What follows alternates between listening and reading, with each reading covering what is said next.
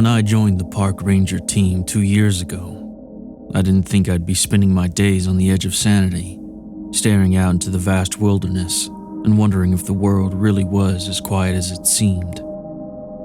It's a job that looks peaceful on the surface. Long walks through the forest, checking trails, keeping an eye out for fires, and maintaining the serenity of this place.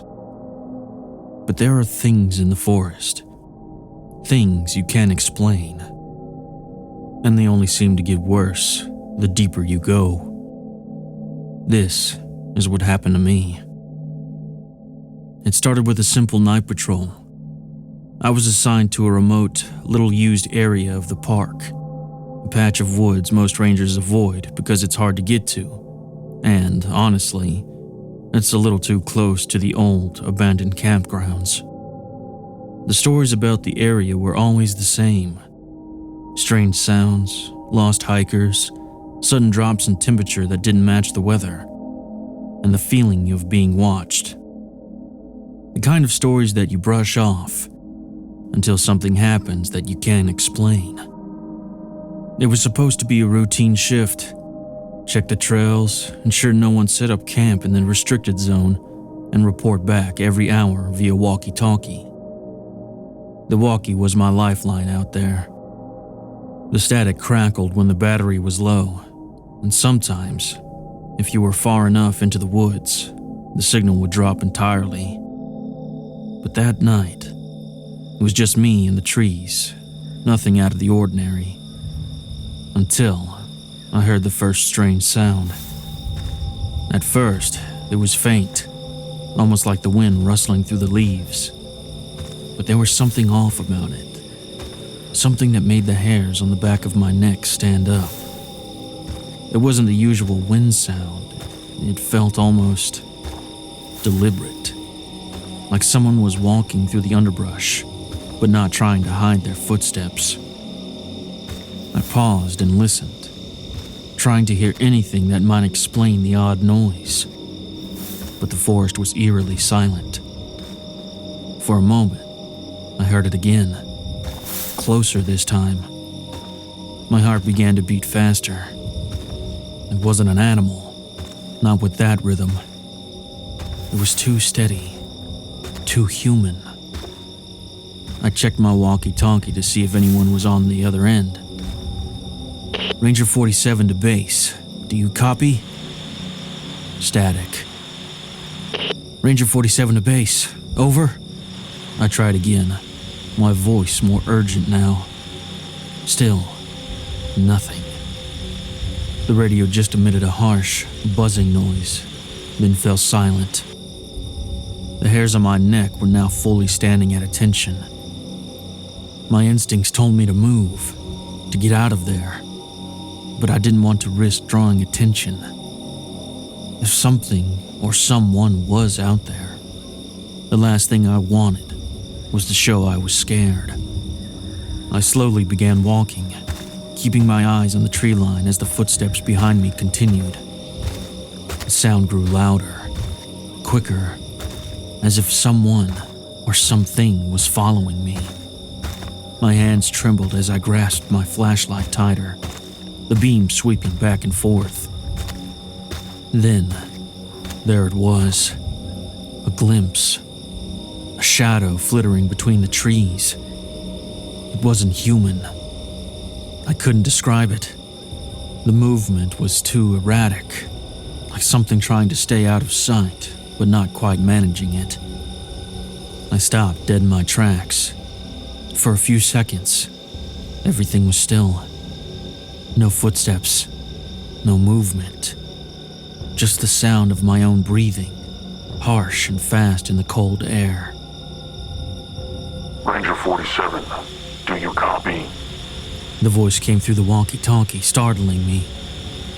It was a voice I didn't recognize. Not my supervisor, not another ranger, but it was clear as day.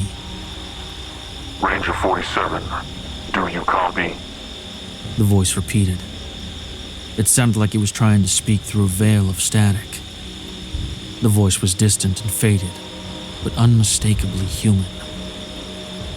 There was a long pause, the static growing louder before a single word came through. Run. The hairs on the back of my neck prickled again. Who was this? How did they know I was out here? How could they have known what was happening? My heart raced. I didn't have time to figure it out. I turned on my heel and ran, the flashlight beam cutting through the dark, bouncing off the trees around me. I could hear the footsteps again, but this time, they were ahead of me, moving faster than I could ever hope to. Something, or someone, was closing in. Ranger 47, do you copy? The voice came through again, calm, almost like a whisper now. "Where are you?" I gasped into the radio, breathless as I stumbled over roots and rocks. The voice didn't answer right away. Then, just as I was about to reach the clearing, it came again, but this time, it wasn't a command. It's too late. The voice said, soft and chilling. You're not alone anymore. I looked around, every tree seeming to hide something, every shadow now a potential threat. The footsteps that had been following me earlier were now in front of me, coming closer with each passing second. I felt a presence, something intangible but overwhelming, standing just beyond the edge of my flashlight's reach. And then, the radio went silent. No static, no voices, just silence. For the first time that night, I allowed myself to look over my shoulder. There, standing at the edge of the trees, was a figure. Tall, too tall, and covered in shadows. Its eyes shone, no, glowed faintly, like two faint red embers in the dark. I didn't wait to find out what happened next. I turned and ran, crashing through the woods, not daring to look back again. I made it back to base just as the dawn began to break, but the figure stayed with me. It's been days since I last went on patrol, but the voice still echoes in my mind. I don't know who or what was on the other end of that walkie-talkie, but I don't think I'll ever be the same. I tried going back out there yesterday, hoping to prove to myself that I wasn't losing my mind. But when I reached the spot where I heard the voice, the walkie-talkie crackled to life once again. This time, the message was clear. You didn't listen. Now, you're one of us. I haven't been back to work since. The forest has its secrets, and I think I've learned enough of them. But if you're ever out there, and you hear a voice on the walkie-talkie telling you to run, don't wait. Don't even hesitate, because the next time you hear it, you might not make it back.